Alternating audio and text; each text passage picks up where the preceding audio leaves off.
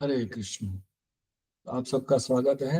आज हम भगवद गीता के पहले अध्याय का तीसरा श्लोक चर्चा करेंगे। मैं आपसे भी ये शेयर करता हूँ।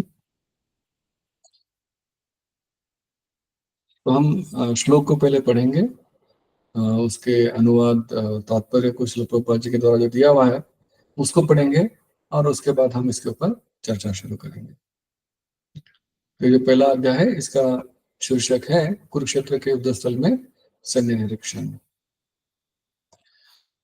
तो श्लोक इस प्रकार है, तीसरा श्लोक है ये पहले अध्याय का। पश्येतां पाण्डुपुत्राणाम् आचार्य महतीं च व्यूढां द्रुपदपुत्रेण तव शिष्येन धीमता। पश्येतां पाण्डुपुत्राणाम् आचार्य महतीं च व्यूढां द्रुपदपुत्रेण तव शिष्येन धीमता। पश्येतां पाण्डुपुत्राणाम् आचार्य महतीं च व्यूढां द्रुपदपुत्रेण तव शिष्येन धीमता। शब्दार्थ श्रील प्रभुपाद जी के द्वारा। श्रील प्रभुपाद जी की जय। पश्य देखिए, एताम इस, पांडुपुत्राणाम पांडु के पुत्रों की, आचार्य हे आचार्य गुरु, महतीम विशाल, चमूम सेना को, व्यूढ़ाम व्यवस्थित, द्रुपद पुत्रेण द्रुपद के पुत्र द्वारा, तव तुम्हारे, शिष्येन शिष्य द्वारा, धीमता अत्यंत बुद्धिमान। अनुवाद श्री प्रभुपाद जी के द्वारा। श्री प्रभुपाद जी की जय। हे आचार्य, पांडु पुत्रों की विशाल सेना को देखें, जिसे आपके बुद्धिमान शिष्य द्रुपद के पुत्र ने इतने कौशल से व्यवस्थित किया है। तात्पर्य श्री प्रभुपाद जी के द्वारा। श्री प्रभुपाद जी की जय। परम राजनीतिज्ञ दुर्योधन महान ब्राह्मण सेनापति द्रोणाचार्य के दोषों को इंगित करना चाहता था। अर्जुन की पत्नी द्रौपदी के पिता राजा द्रुपद के साथ द्रोणाचार्य का कुछ राजनीतिक झगड़ा था। इस झगड़े के फलस्वरूप द्रुपद ने एक महान यज्ञ संपन्न किया, जिससे उसे एक ऐसा पुत्र प्राप्त होने का वरदान मिला जो द्रोणाचार्य का वध कर सके। द्रोणाचार्य इसे भली भांति जानते थे, किंतु जब द्रुपद का पुत्र धृष्टद्युम्न युद्ध शिक्षा के लिए उनको सौंपा गया तो द्रोणाचार्य ने उसे अपने सारे सैनिक रहस्य प्रदान करने में कोई झिझक नहीं हुई।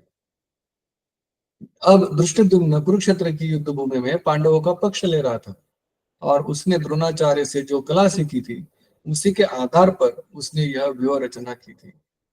दुर्योधन ने द्रोणाचार्य की इसी दुर्बलता की ओर इंगित किया, जिससे वह युद्ध में सजग रहे और समझौता न करे। इसके द्वारा वह द्रोणाचार्य को यह भी बताना चाह रहा था कि कहीं वह अपने प्रिय शिष्य पांडवों के प्रति युद्ध में उदारता न दिखा बैठे। विशेष रूप से अर्जुन उनका अत्यंत प्रिय एवं तेजस्वी शिष्य था। दुर्योधन ने यह भी चेतावनी दी कि युद्ध में इस प्रकार की उदारता से हार हो सकती है। ओम अज्ञानतिमिरन्धस्य ज्ञानाञ्जनशलाकया चक्षुरुन्मीलितं येन तस्मै श्रीगुरुवे नमः। श्रीचैतन्यमनोभीष्टं स्थापितं येन भूतले स्वयं रूप कदा मह्यं ददाति स्वपदान्तिकम्।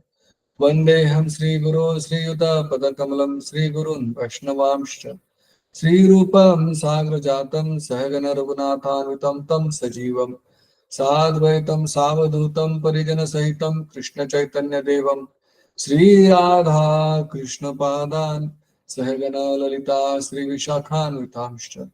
हे कृष्ण करुणा सिंधु दीनबंधो जगतपते गोपेश गोपिका कांत राधा कांत नमोस्तुते। तप्त कांचन गौरांगी श्री राधे वृंदावनेश्वरी वृषभानुसुते देवी प्रणमामि हरिप्रिये। वाञ्छाकल्पतरुभ्यश्च कृपा सिन्धुभ्येव च पतितानां पावनेभ्यो वैष्णवेभ्यो नमो नमः।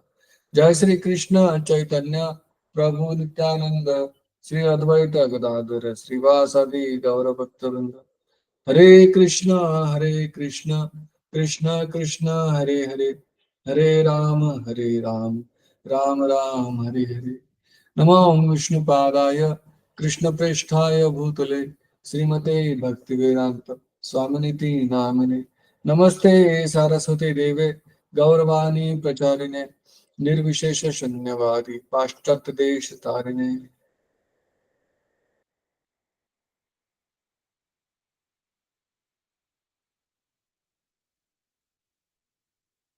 हरे कृष्ण। तो भगवद गीता के दूसरे श्लोक में हमने पिछली बार चर्चा की थी, वहां पे संजय बताते हैं कि दुष्टा तो पांडवानिकम व्यूढ़म दुर्योधनस्तथा आचार्य उपसंगम्य राजा वचन बद्रित। तो वहां पे पांडु पुत्रों की विशाल सेना को देखकर राजा दुर्योधन अपने गुरु के पास द्रोणाचार्य के पास गया और उसने ये शब्द कहे। तो क्या शब्द कहे, वो शब्द आज की श्लोक से उसका विवरण शुरू हुआ है। तो उसमें पहले श्लोक में वो क्या बोलते हैं कि पश्येताम पांडुपुत्रा नाम, पश्येताम देखो देखो आचार्य देखो, है ना, किसको, पांडुपुत्रा नाम, ये जो पांडुपुत्र है उनके क्या महतिम चमू, महति मतलब विशाल, उनकी विशाल सेना को देखिए। आचार्य देखिए ये पांडवों की पांडुपुत्रों की जो विशाल सेना है उसको देखिए। इसको किसने व्यवस्थित किया, व्यूढ़ाम द्रुपद पुत्र न, द्रुपद पुत्र ने इसको व्यवस्थित किया हुआ है। उसकी व्यूह रचना जो है वो द्रुपद पुत्र कौन, दृष्टद्युम्न, उन्होंने बनाई है। और कौन है वो दृष्टद्युम्न, तब शिष्य धीमता, अत्यंत बुद्धिमान शिष्य था आपका, उसने आपको आपसे सारा ज्ञान प्राप्त किया। और वो ज्ञान प्राप्त करने के बाद आज वो यहाँ पे आपके खिलाफ ही, आपके अगेंस्ट ये जो जो सेना का व्यूह रचना है वो बनाया है। तो यहाँ पे देखिए, पिछली बार हमने चर्चा किया कि दुर्योधन जो है कितना कुशल राजनीतिज्ञ था और कितनी कुटिलता से वो द्रोणाचार्य के पास नहीं गया।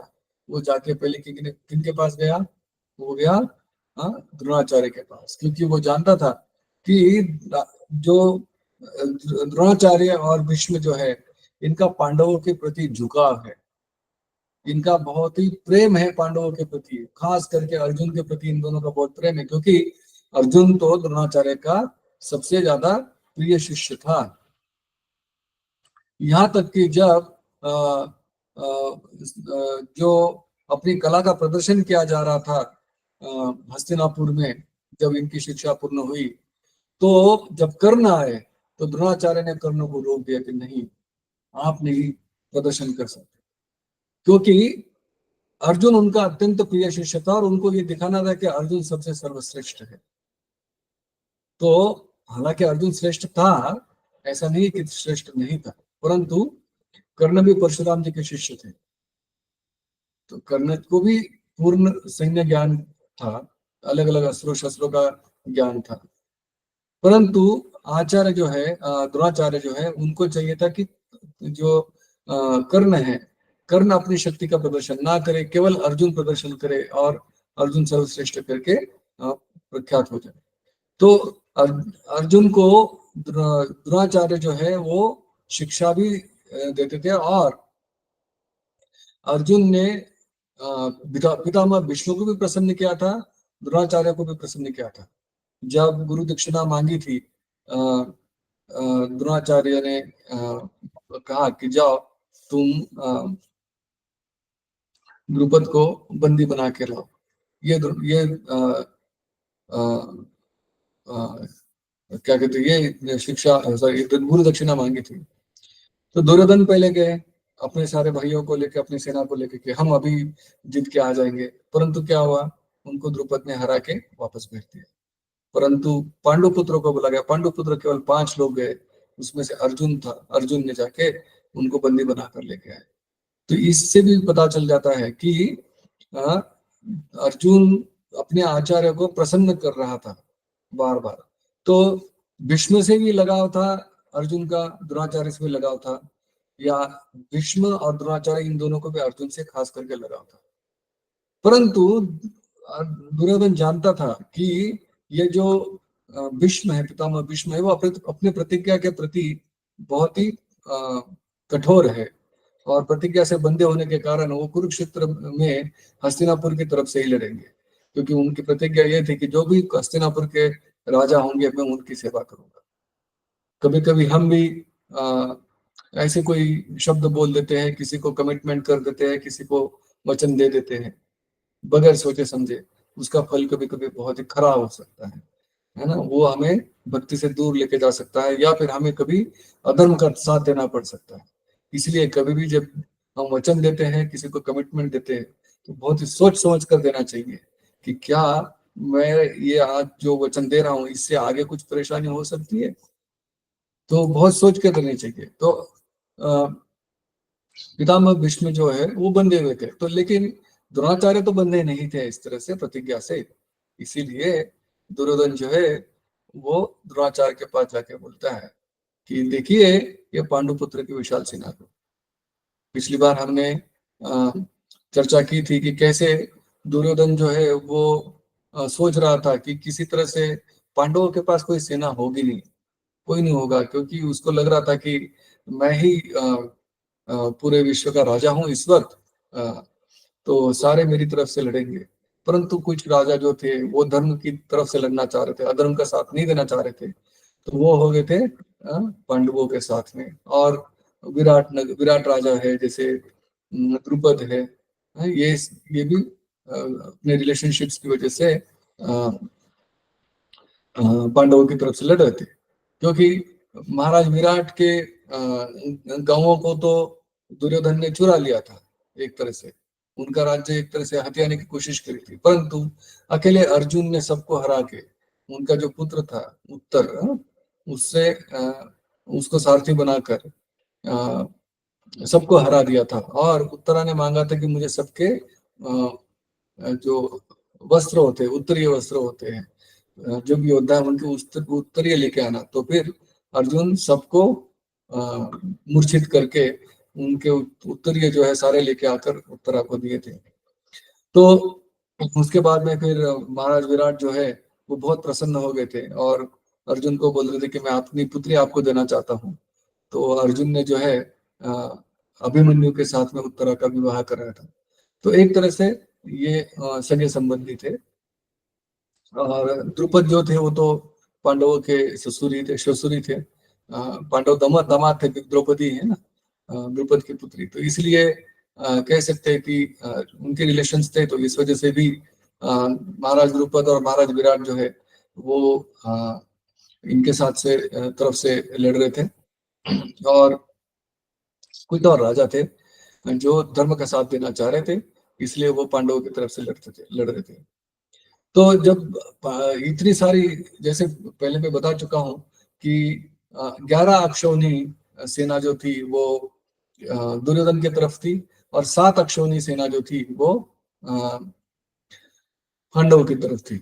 और जैसा मैंने पिछली बार बताया कि दुर्योधन ने कुछ छल कपट किया, कुछ कृष्ण के पास जाकर भी मांगने की कोशिश की थी। कृष्ण ने पहले ही बोल दिया था कि मैं युद्ध नहीं करूंगा, मैं अस्त्र शस्त्र नहीं उठाऊंगा। और एक तरफ मेरी एक अक्षौनी सेना है, एक अक्षौनी अजेय सेना, अजेय जो कभी किसी युद्ध में हारी नहीं है, अजय सेना, उसको नारायणी सेना भी बोला जाता है या यदु सेना भी बोला जाता है। तो एक अक्षौहिणी यदु सेना, एक अक्षौहिणी नारायणी सेना एक तरफ, और एक तरफ कृष्ण। तो दुर्योधन तो मन में सोच रहा था इनको मैं क्यों लेके चलूं, ये मेरे लिए क्या काम के, है ना, ये तो मुफ्त की रोटी खाएंगे। तो इसीलिए वो दुर्योधन जो चाह रहा था वो सेना चाह रहा था।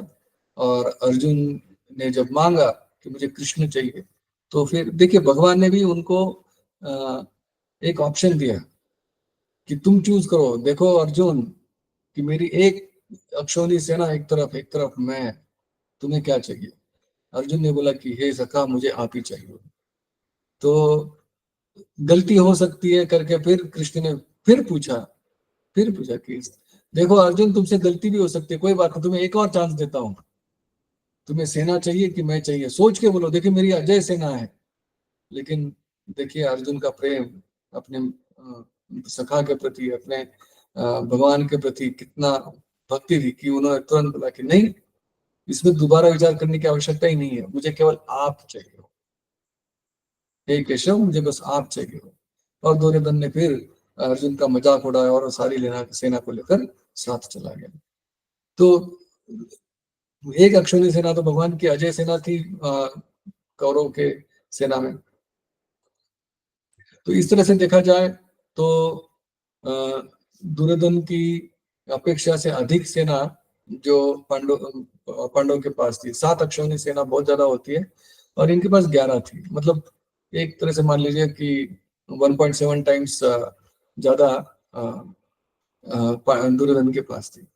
तो दुर्योधन को एक तरह से लग रहा था कि ठीक है अब तो मैं विजयी हो सकता हूँ, परंतु जब इतनी सेना देख ली तो उसको भी थोड़ा अचरज हुआ, आश्चर्य हुआ कि अरे इतनी सेना ये लेके आए। और उसके बाद में उस सेना की जो व्यूह रचना थी वो इतने एक्सपर्टली की हुई थी, इतने सुंदर तरीके से की हुई थी।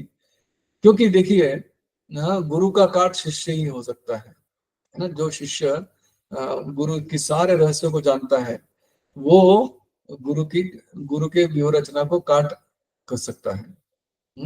वही कर सकता है। तो दृष्टद्युम्न जो है वो भी द्रोणाचार्य से ही शिक्षा लिया था। तो इसीलिए वो जानता था कि द्रोणाचार्य कैसी व्यूह रचना करेंगे, तो उसके प्रतिरूप में पांडवों की सेना की व्यूह रचना दृष्टद्युम्न ने करी थी। तो एक तरह से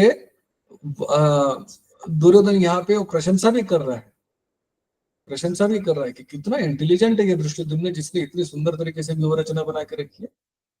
धीमता, धी मतलब बुद्धि, इतना इंटेलिजेंट, इतना होशियार है आपका शिष्य। देखिए वो एक तरह से प्रशंसा भी कर रहा है और दूसरी तरह से वो ये भी कह रहा है कि विशाल सेना है पांडवों की। तो एक तरह से देखिए वो प्रशंसा कर रहा है, लेकिन वो प्रशंसा क्या है, उसकी दिखावे की प्रशंसा है। एक तरह से उसको बोल सकते हैं कि सार्कास्टिक हो सकता है। कभी कभी जो भी हम बोलते हैं उसके पीछे एक अंदर की मीनिंग छुपी होती है। हम ऊपर कुछ और बोलते हैं लेकिन अंदर की मीनिंग कुछ और होती है। जो हमारे शब्द है उन शब्दों के द्वारा हम खेल कर सकते हैं कि हाँ हमारा जो टोन होता है, हम क्या किस तरीके से उसको बोल रहे हैं, है ना, उसको उसको कन्वे करा जाता है। और जैसे अगर मान लीजिए मैं आपकी प्रशंसा भी कर रहा हूँ और साथ में मेरे पीछे कुत्सित भाव भी है ना, आपके लिए कुत्सित भाव भी है, द्वेष भाव भी है, तो मैं हाँ हाँ हाँ मतलब आप दिखाएंगे कुछ और लेकिन अंदर से इमोशंस कुछ और कन्वे होंगे, है ना। तो इस तरह से यहाँ पे हालांकि वो प्रशंसा कर रहा है लेकिन एक तरह से द्रोणाचार्य को वो दिखा रहा है कि द्रोणाचार्य देखिए आपके शिष्य ने आपके खिलाफ जाके ये सेना की व्यूह रचना की है। क्यों ऐसा बोल रहा है, क्यों ऐसा बोल रहा है? हाँ इसलिए क्योंकि वो जानता है कि द्रोणाचार्य जो है वो एक कुशल अ, अ, राजनीतिक नहीं कुशल सैन्य कुशल है ना। तो वो हालांकि द्रोणाचार्य भी उनसे सॉरी द्रोणाचार्य से दुर्योधन भी सीखा था, है ना। लेकिन दुर्योधन क्या है कि गदा युद्ध में ज्यादा पारंगत था और वो साथ में भाला और बाण चलाना वगैरह ये भी सीखा था, लेकिन वो गदा युद्ध में ज्यादा ये था, पारंगत था। और दूसरा उसको ये जो जैसे मिलिट्री फॉर्मेशन होती है व्यूह रचना है, उतना सुपीरियर ज्ञान नहीं था व्यूह रचना का, है ना। इतना अच्छा ज्ञान नहीं था इस व्यूह रचना का उसको उसको खास करके द्रोणाचार्य से बढ़कर तो किसी को और हो नहीं सकता। तो इसी तरह से यहाँ पे वो प्रशंसा करते हुए द्रोणाचार्य को ये कन्विंस कर रहा है, वो ये बता रहा है कि देखिए द्रोणाचार्य उनकी सेना की व्यूह रचना देखिए और अभी आप ही हो जो इसको। जब दुर्योधन ने देखा तो बहुत स्वाभाविक है कि इन्होंने भी देखी होगी, द्रोणाचार्य ने भी देखी होगी व्यूह रचना, है ना। परंतु ये प्रशंसा नहीं है, इसके पीछे द्वेष छुपा हुआ है पांडवों के प्रति और वो पांडवों का नाश चाह रहा था। इसलिए वो द्रोणाचार्य से पूरा का पूरा उनका सपोर्ट चाह रहा था। इसलिए जब वो बता रहा है कि वो एक तरह से द्रोणाचार्य को गुस्सा दिलाना चाह रहा है यहाँ पे। क्या बोल रहा है कि पश्यताम पांडु पुत्र महतिम चकुम आचार्य महतुम तुम व्यूढ़ द्रुपद पुत्र है ना। हाँ, अब दुखती रग क्या है? दुखती रग है द्रुपद पुत्र, द्रुपद। तो इसके लिए प्रभुपाद बताते हैं कि उनके पीछे एक इतिहास छुपा हुआ है, थोड़ा सा उनका बैकग्राउंड है। क्या बैकग्राउंड है कि जब द्रोणाचार्य और द्रुपद जो है वो जो गुरुकुल में शिक्षा ले रहे थे, तो बहुत अच्छे मित्र थे दोनों की, बहुत अच्छी फ्रेंडशिप थी, बहुत अच्छा रिलेशन था। परंतु एक ब्राह्मण है, एक राजपुत्र है। एक ब्राह्मण है द्रोणाचार्य और एक राजपुत्र है द्रुपद, महाराज द्रुपद। तो इसलिए हालांकि अच्छी दोस्ती थी, लेकिन एक बार ऐसे ही द्रुपद द्रुपद बोलते हुए बोल गए कि अरे द्रोण, हमारी मित्रता बहुत अच्छी है, बहुत अच्छे हो, तो जब मैं राजा बनूंगा तो मैं आधा राज्य आपको दूंगा। जब मैं राजा बनूंगा तो मैं आधा राज्य आपको दूंगा। ऐसा कह के द्रुपद, मतलब मित्रता में तो हम भी कुछ कमिटमेंट कर देते हैं, है ना। जैसे मैंने शुरुआत में कहा था कि कई बार हम अनायास कुछ बोल देते हैं, कुछ कमिटमेंट कर देते हैं, बाद में उसकी वजह से बहुत फंसते हैं हम, बहुत परेशानी झेलनी पड़ती है। कभी कभी अधर्म का साथ देना पड़ता है, जैसे पितामह भीष्म को देना पड़ा। तो यहाँ पे द्रुपद ने कहा कि मैं आधा राज्य आपको दे दूंगा, लेकिन वो बात चलती रही ऐसे ही, मतलब एक बात बोल दी गई थी। फिर बाद में आगे चलकर दोनों गुरुकुल से बाहर आ गए, द्रोणाचार्य अपना आश्रम खोल लिए, और द्रुपद जो है राजपुत्र थे, तो बाद में फिर राजा बन गए। और यहाँ पे द्रोणाचार्य जो है वो बहुत ही गरीबी से, दरिद्रता का जीवन जी रहे थे। उनके पास कोई सुविधाएं नहीं थी। तो जब उनका पुत्र हुआ अश्वत्थामा, तो उसको पिलाने के लिए दूध भी नहीं था उनके पास। तो फिर उनको ऐसे समय पर याद आया कि मेरा जो मित्र है द्रुपद, मैं उससे जाके सहायता मांगता हूँ। उन्होंने बोला था कि वो मुझे आधा राज्य देंगे। तो वो गए, द्रोणाचार्य गए द्रुपद की सभा में और बोले कि हे द्रुपद, तुमने मुझे एक वचन दिया था कि जब तुम राजा बनोगे तुम आधा राज्य मुझे दोगे, तो अब मैं आया हूं, तो मुझे आधा राज्य दो आप। तो द्रुपद ने उनका उपहास किया वहां पे और बोला कि अरे, एक ब्राह्मण और एक क्षत्रिय में कोई मित्रता हो सकती है? कहा तुम ब्राह्मण, कहा मैं राजा का पुत्र, और मैंने तो ऐसे ही मन बहलाने के लिए कुछ बोल दिया था, तो जाओ यहाँ से। और उनको अपमानित करके वहां से निकाल दिया। तो द्रोणाचार्य वो अपमान सहन किए करके जब जा रहे थे, तो जाते जाते फिर उनको जैसा कि सबको विदित है, ये जो कौरव पांडव खेल रहे थे, उनकी गेंद एक कुएं में गिर गई। तो ये जा रहे थे, तो फिर उन्होंने, बच्चों ने उनसे निवेदन किया कि आचार्य, क्यों, क्या आप हमारी गेंद निकाल के दे सकते हैं? तो द्रोणाचार्य ने केवल घास के तिनकों को जोड़कर उस गेंद को बाहर निकाल दिया। और ये जो घटना थी, ये भीष्म पितामह ने देख ली, क्योंकि इतना आसान नहीं है कि ऐसे भारी गेंद, हालांकि कपड़े की होगी उस वक्त, लेकिन इतनी भारी गेंद जो है घास के तिनकों को जोड़कर कुएं से बाहर निकाला जा सके, इतनी तीक्ष्णता और इतनी कुशलता किसी के पास हो नहीं सकती। ये भीष्म समझ गए, और तुरंत भीष्म ने उनको निवेदन किया कि आप कौन हैं और आपके बारे में बताइए। तो उन्होंने बोला कि मैं द्रोण हूँ, ऐसे ऐसे बताया। तो फिर पितामह भीष्म ने उनसे निवेदन किया कि आप जो है, अ, भीष्म ने निवेदन किया कि आप जो है इनके मेरे जो पड़पोते हैं ये सारे, इनके आप गुरु बन जाएंगे, तो उनको शिक्षा दीजिए, सैन्य शिक्षा दीजिए। तो इसी तरह से द्रोणाचार्य जो है ये कौरवों और पांडवों के गुरु बने थे। और जब गुरु दक्षिणा देने का वक्त आया, तो उस वक्त उन्होंने बोला कि जाओ द्रुपद को पकड़ के लाओ, जैसा कि मैंने अभी थोड़ी देर पहले बताया। तो कौरव गए, कौरव को तो हरा दिया था द्रुपद महाराज ने, परंतु जो पांडव गए, तो पांडवों ने द्रुपद महाराज को बंदी बनाकर लेके आए। जब बंदी बनाकर द्रोणाचार्य के सामने लेके आए, तो द्रोणाचार्य ने बोला कि नहीं नहीं, इनको बंदी मत करो, ये मेरे मित्र हैं।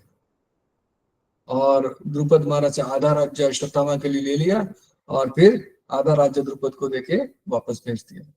तो एक तरह से अपमान हुआ द्रुपद महाराज का। हालांकि द्रोणाचार्य ने क्या किया था, जैसे कि वैसे किया था। उन्होंने, द्रुपद ने द्रोणाचार्य का अपमान किया था, या इन्होंने भी उनको मित्र मानकर छोड़ दिया, लेकिन आधा राज्य ले लिया क्योंकि वचन पूरा करा लिया। लेकिन द्रुपद जो महाराज थे उनको बहुत ही ज्यादा अपमानित महसूस हुआ इससे, तो वो चले गए और अलग अलग ऋषियों को बोलने लगे कि मुझे एक ऐसा पुत्र चाहिए कि जो द्रोणाचार्य का वध कर सके। अब इतना आसान तो है नहीं द्रोणाचार्य का वध करना, क्योंकि इतने सैन्य कुशल है ना, मिलिट्री पावर उनकी बहुत ज्यादा थी। तो अस्त्र शस्त्र का ज्ञान था, पूरे दिवास्त्रों का ज्ञान था, तो उनको कैसे मारा जा सके। तो अरे ऋषि मुनियों के पास गए, परंतु कोई नहीं दे पाया। तो लेकिन दो ऋषि थे, दो भाई थे ऋषि, यज्ञ और उपयज्ञ। ये दो ऋषि थे भाई। इन्होंने बोला कि ठीक है, हम यज्ञ करेंगे और उस यज्ञ से जो पुत्र प्राप्त होगा वो द्रोणाचार्य का वध करेगा। तो उन्होंने यज्ञ प्रारंभ किया, यज्ञ शुरू हुआ। तो यज्ञ जब पूर्णाहुति की तरफ बढ़ रहा था, तो उस यज्ञ पुरुष वहां प्रकट हुए और यज्ञ पुरुष ने सब सर्वप्रथम वहां से एक पुत्री दी, उसका नाम द्रौपदी था।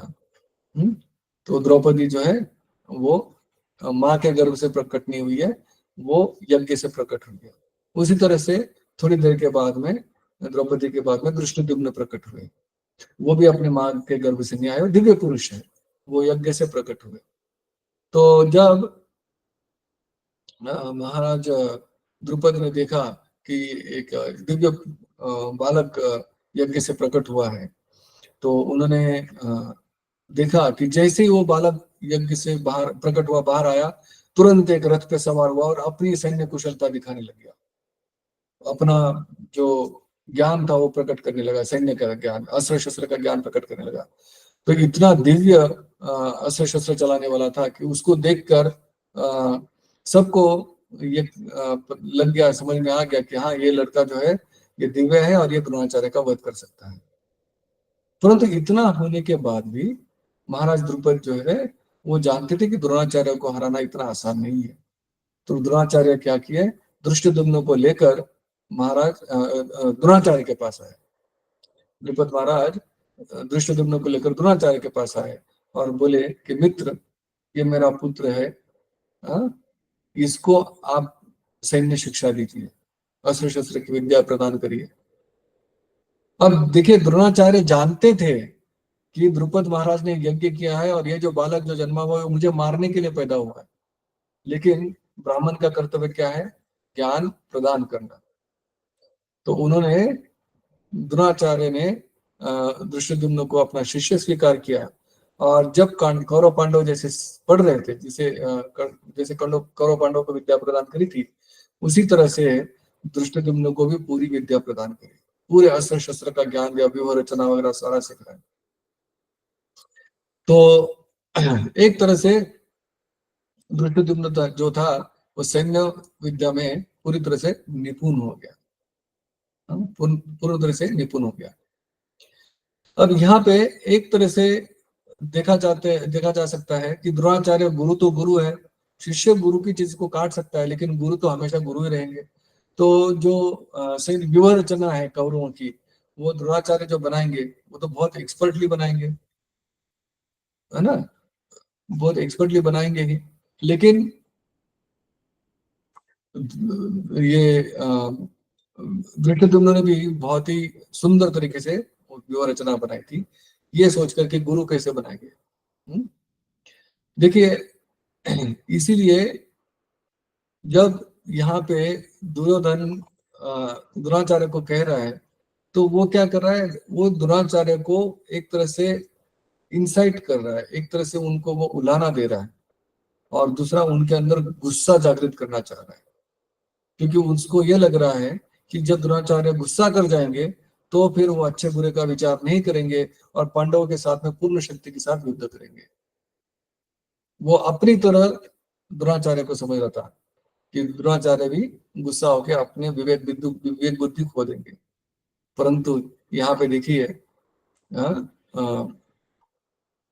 द्रोणाचार्य का रिस्पॉन्स तो खैर बाद में हम देखेंगे, लेकिन द्रोणाचार्य को वो ये इस तरह से गुस्सा दिलाने के लिए वो बोलता है कि आपका शिष्य, और उसके पहले द्रुपद पुत्र है, धृष्टद्युम्न का नाम नहीं ले रहा हूं, वो द्रोणाचार्य को द्रुपद के साथ में उनकी जो वैरता है, उनका जो एनिमिटी है, जो वैमनस्य है, उसकी याद दिला के बोल रहा है कि आपका जो शत्रु है द्रुपद, उसका बेटा है ये जिसने ये व्यवस्था करी है, और उसने क्या किया है, आप ही से शिक्षा लेके आपके अगेंस्ट यहाँ पे आर्मी खड़ी कर दी है। एक तरह से वो दुर्योधन जो है वो द्रोणाचार्य को इंस्टिगेट कर रहा था कि आप ऐसे करो, ऐसे करो। और द्रोणाचार्य जानते थे कि ये जो द्रुपद ने जो पुत्र प्रकट किया हुआ है वो मेरी मृत्यु का कारण बनेगा।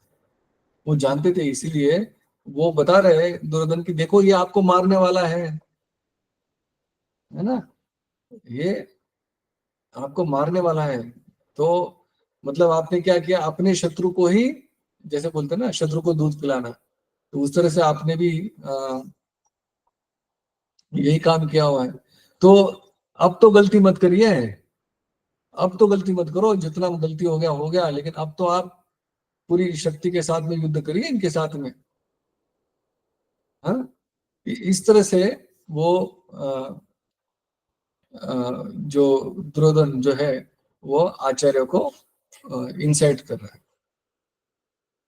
तो एक तरह से वो अपना क्या बोल सकते हैं, इसको डिस्प्लेजर दिखा रहा है कि आपने क्या किया, ये आपकी एक बड़ी गलती है जिसको आपने पूरा सिखा दिया और आपके सामने आके खड़ा हो गया। एक तरह से वो भी दिखा रहा है। तो कहने का अर्थ क्या है कि आदमी जो है दो तरीके से काम कर सकता है, एक इमोशंस के द्वारा, दूसरा लॉजिक के द्वारा। परंतु बहुत सारे बार हम इमोशंस के द्वारा काम करते हैं, और जो इमोशंस के द्वारा काम करते हैं वो बहुत ही फोर्सफुली काम कर सकते हैं।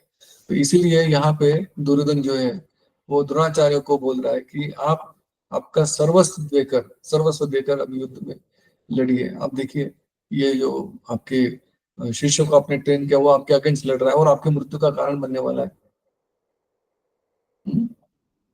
तो बात कैसे बोली जा रही है, उस बात को बोलने के तरीके में भी बहुत सारी चीजें छुपी होती है। इसलिए वहां पे क्या बोलता है, तव शिष्य न, तो वो ऐसा बोल सकता था कि द्रुपद पुत्र है ना, ठीक है, लेकिन तव शिष्य न मतलब इंसल्ट कर रहा है, एक तरह से वो उनको गुस्सा दिला रहा है। हम्म? उसी तरह से हमारे अंदर भी हमारी अलग अलग अनर्थ है हमारे अंदर भी, जैसे काम, क्रोध, लोभ, मद, मोह, मत्सर्य, ये सारे हैं। अगर हम इन इंद्रियों के जो ऑब्जेक्ट्स हैं, अ, इनके ऊपर हम अ, थोड़ा सा कंटेम्पलेट करेंगे, ज्यादा से ज्यादा हम सोचेंगे, तो क्या होगा, एक तरह से क्या होगा, ये जो काम, क्रोध, लोभ और मात्सर्य है, ये जो एक तरह से अग्नि की तरह है, तो उनको हवा मिलेगी कि हाँ आप करिए, आप तो गलत कार्य करिए, गलत कार्य करने के लिए वो आपको इंसाइट करेंगे। लेकिन अगर हम उनको कोई भी मतलब एक तरह से चारा नहीं डालेंगे, मान सकते हैं, चारा नहीं डालेंगे, तो क्या होगा, धीरे धीरे धीरे धीरे वो इच्छाएं जो है वो खत्म हो जाएंगी, ये जो अनर्थ है वो खत्म हो जाएंगे। इसलिए रूप गोस्वामी कहते हैं कि अदो श्रद्धा तो साधु संग तो भजन क्रिया।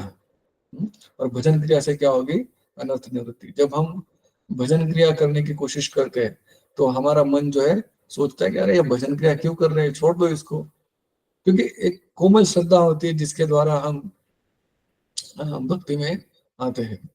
उसके ये एक बहुत ही सुंदर क्या कह सकते हैं एनालॉजी है, अ, उसका एक संदर्भ दिया जा सकता है कि जैसे एक व्यक्ति था, वो रेगिस्तान में भटक गया था, अब आप जानते हैं कि रेगिस्तान में पूरे रेत के टीले ही टीले रहते हैं और कहीं पे पानी का स्रोत नहीं होता। ऊपर से गर्मी बहुत होती है, झुलस रहा होता है आदमी गर्मी के कारण। और ऐसा व्यक्ति जो रेगिस्तान में जाता है, अब वहां पे कोई लैंडमार्क तो होता नहीं है कि भाई किधर जाना है क्या जाना है, तो वो भटक जाता है वहां पे। तो ऐसा एक व्यक्ति भटक गया था, उसको प्यास सता रही थी, बहुत ही ज्यादा थकान हो रही थी। और रेगिस्तान में एक और होता है कि आपको ओएसिस दिखता है, मतलब ऐसे लगता है कि वहां पे पानी है, फिर आप वहां पे जाते हो तो वहां पानी नहीं होता है ना, ऐसा लगता है। तो वो व्यक्ति जो है उसको जब चल रहा था, तो उसको लगा दूर कहीं पे उसको लगा कि वहां झोपड़ी है, ये कुटिया सी है। अब उसका मन उसको बोल रहा है कि अरे, जैसे अभी मुझे भ्रम हो रहा था कि वहां पानी है, इधर पानी है, उधर पानी है, ऐसा शायद मुझे भ्रम हो रहा है कि वहां पे कुटिया है। लेकिन फिर भी वो थोड़ा सा निश्चय करता है कि नहीं, जाके मैं देखता हूँ कि वहां पे सच में कुटिया हुई तो वो धीरे धीरे चलते चलते वहां तक पहुंचा, तो सच में वहां पे कुटिया थी। कुटिया का दरवाजा खोलता है, अंदर कोई है, देखता है कोई नहीं था। लेकिन वहां पे सामने एक नक्शा बना हुआ था कि रेगिस्तान से बाहर कैसे निकलना है, वो नक्शा वहां पे दिया हुआ था। और फिर उसको लगता है मुझे प्यास लग रही है, ये कुटिया में नक्शा तो मिल गया, लेकिन जब तक मैं पानी नहीं पीऊँ, पानी पीने के बाद ही मैं बाहर कहीं पे जा सकता हूँ। तो कुटिया के बाहर आता है, देखता है कि वहां पे एक हैंडपंप है, हैंडपंप है। तो वो जाता है, खुश हो जाता है कि अरे हैंडपंप है, और तुरंत वो हैंडपंप में वो चलाने लग जाता है। परंतु उसमें पानी नहीं आता, उसमें पानी नहीं आ रहा है। तो वो सोचता है कि अरे पानी नहीं आ रहा, पानी नहीं आ रहा। तो उतने में उसकी नजर जो है सामने दीवार पे जाती है, वहां पे एक पानी की बोतल जो है वो टंगी होती है, और उस पीछे लिखा रहता है कि हैंडपंप में हवा का अवरोधन होने के कारण इसमें पानी नहीं आ रहा होगा, तो ये जो बॉटल में पानी है, ये पानी आप उसमें डालिए, फिर हैंडपंप चलाइए, फिर आपको पानी आएगा तो ये बॉटल वापस भर के यहाँ पे टांग दीजिएगा, ताकि और किसी को इसका बेनिफिट हो। अब इस व्यक्ति के सामने बहुत बड़ी दुविधा है कि ये जो पानी है, मैं पीऊं ना पीऊं। अगर पीऊं तो मेरी प्यास बुझ जाएगी, है ना। और मैं ना पीऊं और इसमें डाल दूं, पंप में डाल दूं, और पंप से फिर भी पानी नहीं आए, तो फिर क्या होगा, प्यास से तो मैं मर जाऊंगा। तो वो व्यक्ति फिर अंत में निर्णय लेता है कि ठीक है, मैं पानी डालता हूँ पंप के अंदर। उसने पानी डाला, फिर हैंडपंप चलाया, तो वहां से ठंडा ठंडा पानी झरझर झर करके बाहर आने लगा। उसने वो बॉटल ली, वहां पे टांग दी और खुद सारा पानी पिया, और वो नक्शे की सहायता से बाहर आ गया। तो ये जो कथा है, ये हमारी कृष्ण भावनामृत की कथा है। बिल्कुल इसका संदर्भ हमारे कृष्ण भावनामृत से है। हम भी भौतिक जगत में, जैसे रेगिस्तान में वो व्यक्ति है, वैसे हम भी भौतिक जगत में हैं। भौतिक ताप होते हैं, है ना। हाँ, तीन प्रकार के ताप होते हैं ना, अधिभौतिक, अधिदैविक, हाँ, आध्यात्मिक। तीन प्रकार के ताप से हम जल रहे हैं। हम्म? तो ये भौतिक जगत की संकल्पना दावा नल से करी हुई है। जंगल में जैसे आग लगती है, उसको रोका नहीं जा सकता, उसी तरह से ये भौतिक जगत जो है एक भव सागर है ना, जिसमें हम हिंचकोले खा रहे हैं, हम फंसे हुए, मझदार में फंसे हुए हैं। तो हम क्या करते हैं, कभी अ, ये प्रयास करते हैं, भौतिक प्रयास करते हैं, कभी दूसरा भौतिक प्रयास करते हैं, कभी तीसरा भौतिक प्रयास करते हैं। कभी हम कोई अप्रामाणिक गुरु है उनके पास जाते हैं, वहां से धोखा खाते हैं। जैसे उसको भ्रम होता है कि वहां पानी है, वहां भागेगा, इधर पानी है, उधर भागेगा, उधर पानी उधर भागेगा, इधर पानी उधर भागेगा। तो उस तरह से हम भी इधर उधर प्रयास करते हैं, परंतु वो जो प्रयास है वो हमें तृप्त नहीं कर सकता, क्योंकि वो आध्यात्मिकता नहीं है। हमें भौतिक जगत के ताप से केवल आध्यात्मिक शक्ति ही या भक्ति ही हमें बचा सकती है इससे। वही हमारी तृष्णा बुझा सकती है। लेकिन हम भ्रमित होते रहते हैं, कभी इधर जाओ, कभी उधर जाओ, कभी उधर जाओ। फिर हमको कहीं पे दूर कोई कुटिया जैसी दिखती है, तो वैसे हमें कोई पे वहां पे कोई भक्त मिल जाता है, तो हमें वहां जाना है नहीं जाना है, क्या पता ये भी भ्रम है, ये जो भक्त हमें मिला है क्या पता ये भी कोई ठग है, ऐसा हम सोचते हैं। है ना। जैसे वो व्यक्ति सोचता है कि ये कुटिया भ्रम तो नहीं है, तो उसी तरह से हम भी सोचते हैं कि अरे ये व्यक्ति जो मुझे बता रहा है भगवान के बारे में, भगवदगीता दे रहा है, कि ये ठग नहीं है, कि पैसे के लिए नहीं कर रहा, कुछ ये तो नहीं है। हम भी ऐसे करते हैं, लेकिन फिर क्या है, चलो हम थोड़ी सी श्रद्धा रख देते हैं, थोड़ी सी श्रद्धा रखते हैं। वो जो व्यक्ति है वो बोलता है कि ठीक है आप मंदिर आइए, या हम यहाँ पे प्रोग्राम करते हैं, यहाँ पे कीर्तन करते हैं, जैसा कि हम लोग यहाँ पे संडे टू संडे क्लास करते हैं। तो ये जो हम कथा करते तो ऐसा कोई हमें पता मिल जाता है, तो हम व्यक्ति के ऊपर जो विश्वास किया, तो हम कुटिया तक पहुंच जाते हैं। मतलब एक तरह से हम उनके ऊपर विश्वास रख के भक्तों के संग में पहुंच जाते हैं। और वहां पे क्या होता है, भक्तों के संग में जब आएंगे तो वो क्या बताएंगे, हरे कृष्ण महामंत्र का जप करो।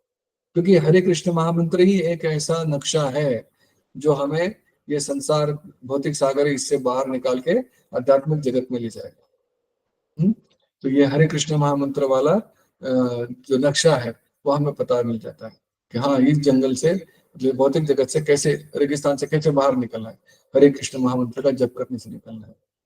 तो हम हरे कृष्ण महामंत्र का जप करना शुरू कर देते हैं, थोड़ा बहुत श्रद्धा आ गई तो उससे करना शुरू होता है, लेकिन हमको फिर भी आध्यात्मिकता की प्यास जो है वो बुझना बुझती नहीं है। इसलिए हम क्या करते हैं, फिर बाहर आते हैं और बाहर आकर हम देखते हैं कि वहां पे हैंडपंप है। उसी तरह से हम भी भक्ति करने की कोशिश करते हैं। ठीक है, हरे कृष्ण महामंत्र का जप करना है और नियमों का पालन करना है, परंतु क्या हो रहा है, पहले हम जब हैंडपंप चला रहे तो उसमें हवा भरी रहती है। उसी तरह से हमारे जो अनर्थ है, इन अनर्थों के कारण, इन अनर्थों के वजह से हम भी भक्ति में कभी लग जाते हैं, कभी नहीं लगते हैं, और कभी कभी तो हमारे मन में शंका आती है कि ये भक्ति मैं करूं ना करूं, क्या मुझे सच में आगे जाने का, भगवत धाम जाने का मौका मिलेगा नहीं मिलेगा, हम भी ऐसा सोचते हैं। और फिर वहां पे फिर प्राकट्य होता है गुरु का, जैसे वो पानी की बोतल वहां पे है। तो हमें उसमें इंस्ट्रक्शन मिलता है, तो हम क्या करते हैं, गुरु के ऊपर विश्वास करते हैं, है ना। तद विधि प्रणिपात है न परिप्रश्न न सेवया उपदेक्षित ज्ञानम ज्ञानिनास तत्वदर्शिना। तो हम गुरु के ऊपर जब विश्वास करते हैं तो जो गुरु क्या करते हैं, तत्व दर्शन कराते हैं कि श्री कृष्ण कौन है और हरे कृष्ण महामंत्र आपको कैसे भगवत धाम वापस लेके जा सकता है। तो हम जो गुरु का आश्रय ग्रहण करते हैं, ताकि वो पानी जैसे उसको डाल के फिर पानी, तो भक्ति का झरना फूट पड़ता है हमारे अंदर, हमारे अंदर कृष्ण भक्ति जागृत हो जाती है, कृष्ण भावना अमृत जागृत हो जाता है, और हम कृष्ण के प्रति अपने जीवन को समर्पित करने के लिए तैयार होते हैं। और जैसे वो नक्शा है हरे कृष्ण महामंत्र लेकर वो पानी पीकर जो रेगिस्तान से बाहर आ गए, वैसे हम भी भौतिक जगत से छुटकारा पाके भगवत धाम वापस जा सकते हैं। तो ये बहुत ही ये संदर्भ बहुत ही हमारे लिए उपयुक्त है, क्योंकि ये हमारे कृष्ण भावनामृत को दर्शाता है।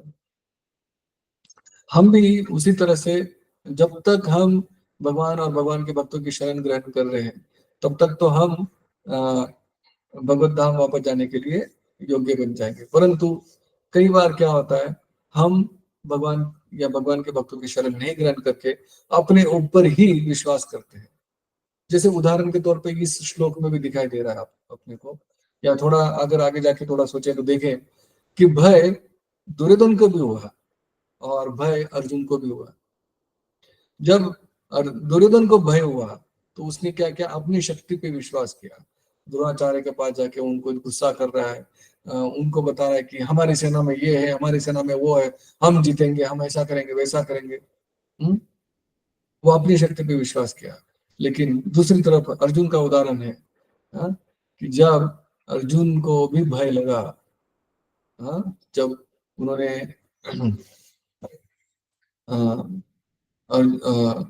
भगवान को बोला कि सेना में रूपे और मध्य रथ स्थापित केशव, कि दोनों सेना के बीच में इस रथ को लेके चलिए केशव, मैं देखना चाहता हूँ यहाँ मरने की इच्छा से कौन कौन आया हुआ है। तो भगवान क्या करते हैं, बहुत ही यहाँ पे प्रासंगिक है कि भगवान बिल्कुल जहां पे अर्जुन की ज्यादा अटैचमेंट है उनके सामने रथ लेके जाकर खड़े हो जाते हैं। कौन है वहां पे, भीष्म और द्रोणाचार्य। और फिर भगवान क्या बोलते हैं कि समवेतान पश्चाताप कुरु, कि युद्ध ये देखिए, ये जो कुरु यहाँ पे इकट्ठा हुए वो देखिए। एक तरह से भगवान क्या बोल रहे हैं अर्जुन को, तू भी तो कुरु है, कुरुवंश के तो आप भी हो, तो ये आप ही का वंशज है, देखिए सारे आपके सगे संबंधी है ना। भगवान भी ये बता रहे हैं। तो अर्जुन भी भयभीत हुआ अपने सगे संबंधियों को देखकर, लेकिन उस भय में उसने क्या किया, भगवान की शरण ग्रहण करी, है ना। कार्पण्य दोषोपहत स्वभाव, है ना, तो इच्छा। तो भगवान को उन्होंने गुरु, शिष्यस्ते हम स्वादिमाम तो प्रपन्न, भगवान का बोलते कि मैं आपका शिष्य हूँ, आप मुझे बताइए मैं क्या करूं। तो हम भी ऐसे ही है, परिस्थिति जब आती है तो हमारे सामने दो रास्ते होते हैं, या तो शास्त्रों के अनुसार चला जाए या शास्त्रों के विरुद्ध चला जाए। जब शास्त्रों के अनुसार चलते हैं तो हम धर्म को पालन करते हैं, जो गुरु है, जो वैष्णव है, उनका आश्रय ग्रहण करके जो भी हम निर्णय लेते हैं वो निर्णय हमें कर्म बाधित नहीं करता, क्योंकि वो हमें एक अकर्म कराता है एक तरह से, क्योंकि हमें जो बताया गया हम वो फॉलो कर रहे हैं, और उस करने से हमें जन्म मृत्यु के चक्कर में नहीं फंसते। परंतु दूसरा रास्ता है शास्त्रों के विरुद्ध जाने का, जब वो करते हैं तो हम कर्म कर रहे हैं, कर्म बंधन में फंसते हैं, कर्म बंधन में फंसने के कारण हम अगला जन्म हमारा सुनिश्चित कर लेते हैं। तो कहने का अर्थ है कि हम भी वही गलती कर सकते हैं जो दुर्योधन ने करी, लेकिन हमें अर्जुन का ये मार्ग उसका कह सकते कि उसका पालन करना है। अर्जुन ने हमें दिखाया जो वो करना है, कि किस तरह से अर्जुन ने भगवान की शरण ग्रहण की। उसी तरह से हमारे भी जब कभी परिस्थिति आती है, कोई भी सिचुएशन आती है, हम भी भगवान के प्रति हमारा जुड़ाव बढ़ना चाहिए, और जो शास्त्र है उनके प्रति हमारा रुझान बढ़ना चाहिए, और गुरु और वैष्णव से हमें मार्गदर्शन लेना चाहिए कि हमें आगे क्या करना चाहिए। दूसरी बात यह है कि हम ये बोल सकते हैं कि नहीं, मुझे तो कोई किसी का डर नहीं है। ठीक है, डर नहीं है, लेकिन इसका मतलब ये नहीं कि आप कोई गलती कर दो ना। आपको एक टैक्ट होनी चाहिए। जैसे दुर्योधन यहाँ पे देख रहा है कि पांडवों ने बहुत अच्छा व्यूह रचना बना के रखी है ना।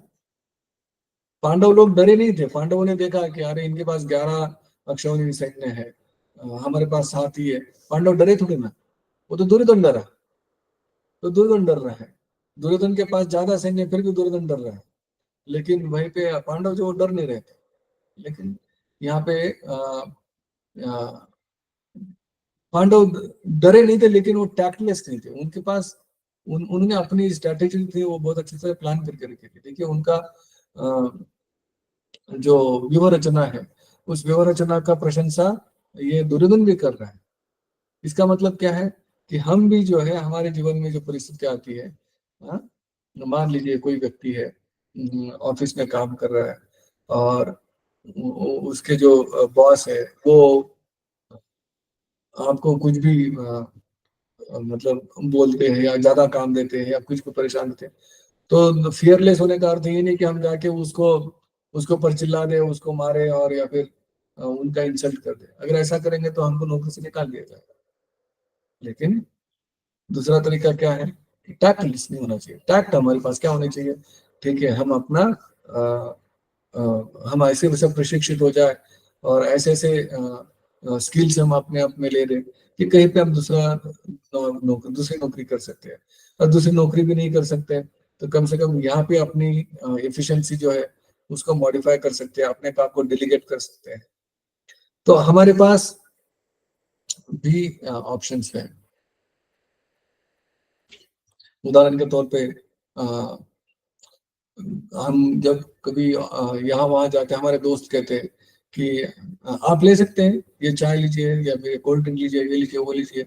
हम जानते हैं कि ये चीजें हम नहीं पीते, तो हम एकदम से बोले नहीं हम नहीं पीते, नहीं पीना चाहिए। जिसकी जगह पे बोल सकते हैं नहीं, ये मुझे सूट नहीं करता। तो एक तरह से मतलब क्या है कि काम साधने का एक तरीका है।